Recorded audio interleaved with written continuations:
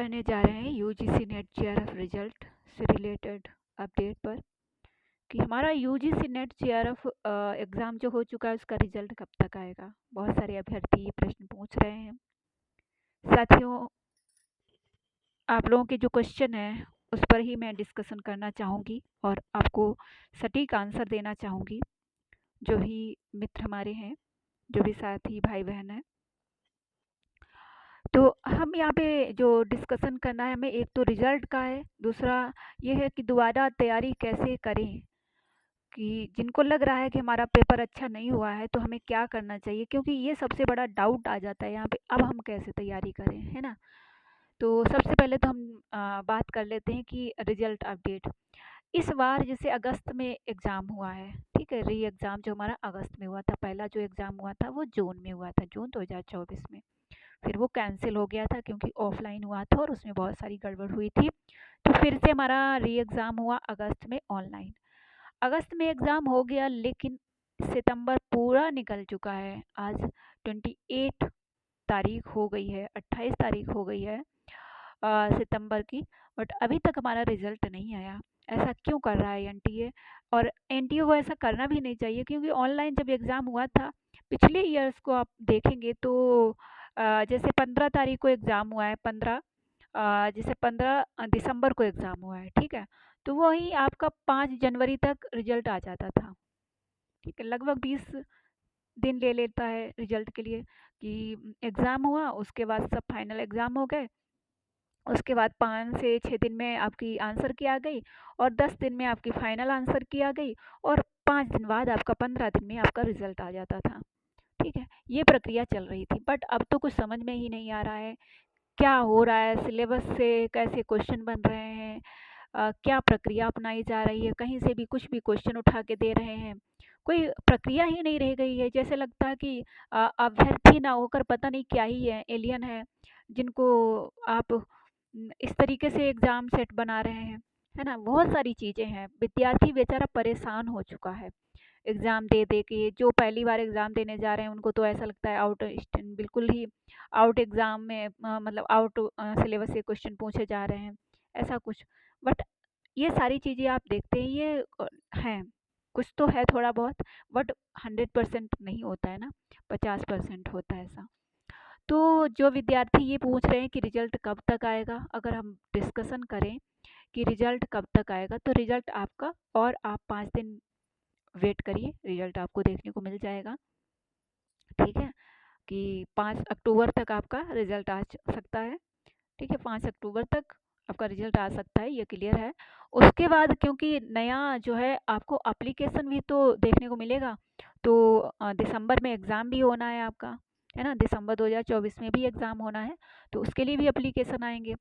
तो आपको मैं तो ये कहूँगी अपने मित्रों से, अपने साथियों से, कि आप जो है ना ही रिजल्ट का इंतज़ार करिए, ना ही एप्लीकेशन फॉर्म का इंतज़ार करिए, आप अपनी तैयारी स्टार्ट कर दीजिए, ठीक है।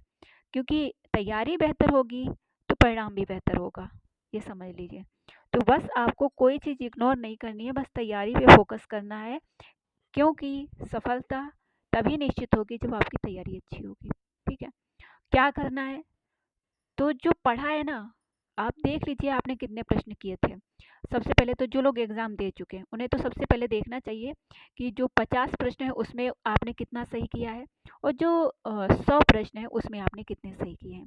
बस लग जाइए उसी के अकॉर्डिंग, कि अगर हमने 100 में 50 प्रश्न किए हैं, तो अब आपको और तैयारी करनी है कि नेक्स्ट आपके 70 प्रश्न सही हो। जीरो तो नहीं किया, 50 प्रश्न सही किए, 70 सही हो, ऐसा करना है। 50 में आपने देखा है कि आपके 20 प्रश्न सही है, तो अब आपका जीरो तो नहीं रह गया। अब आपको एक्स्ट्रा 10 प्रश्न के लिए और तैयारी करनी है कि 10 प्लस हो जाए हमारे, ऐसी तैयारी करनी है, तैयारी बेहतरीन करनी है।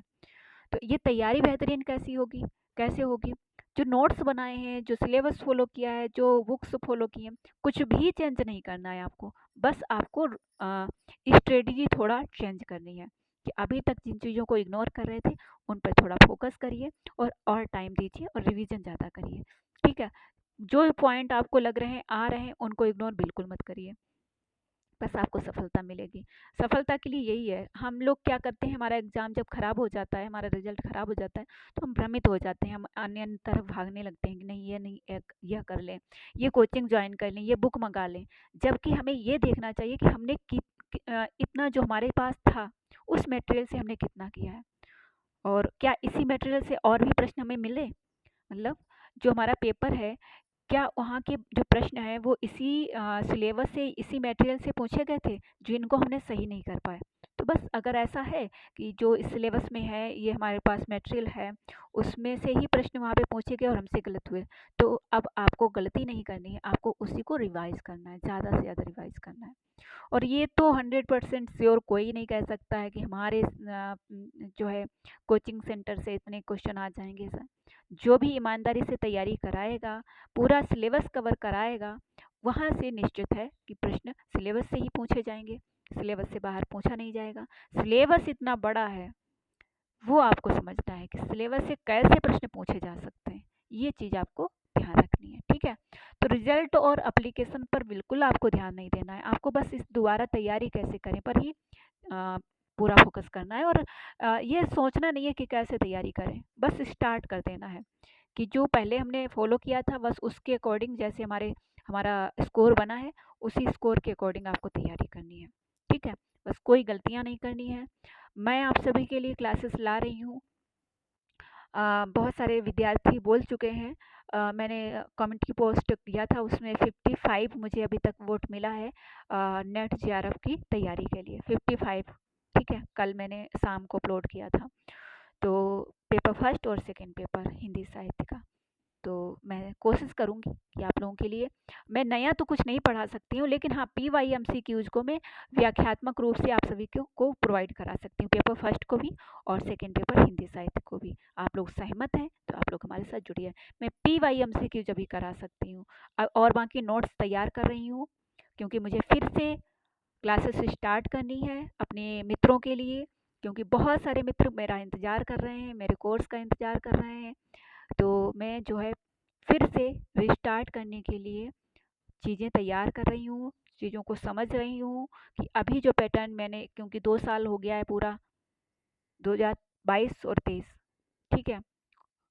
22 तो चलो ठीक है रहा थोड़ा बहुत, 23 और 24 तो पूरा ही हो गया है, क्योंकि अक्टूबर, नवंबर, दिसंबर अभी मैं क्लास इतना कर भी नहीं पाऊँगी, तो 2 साल तो पूरा ही कंप्लीट चला गया मेरा, ठीक है। तो वो चीज़ें मैं समझ के नोट्स तैयार करके फिर मैं आप लोगों को प्रोवाइड कराऊंगी। साथ ही दूसरा चैनल भी क्रिएट करना है मुझे, क्योंकि इस चैनल पर फिर मैं थोड़ा बहुत क्लास कर पाऊंगी, फिर मैं जो है दूसरे चैनल पर आऊँगी, वहाँ पे मैं सारी चीज़ें शेयर करूँगी आपके साथ, ठीक है। दूसरा चैनल मुझे क्रिएट करना है, बस आप लोगों का सपोर्ट चाहिए। बेहतर तैयारी करनी है, मेहनत करनी है, हमें मेहनत पर भरोसा है, हमें और किसी चीज़ पर भरोसा नहीं है, हमें मेहनत पर भरोसा है कि हम मेहनत करेंगे तो हमें निश्चित सफलता मिलेगी, ठीक है।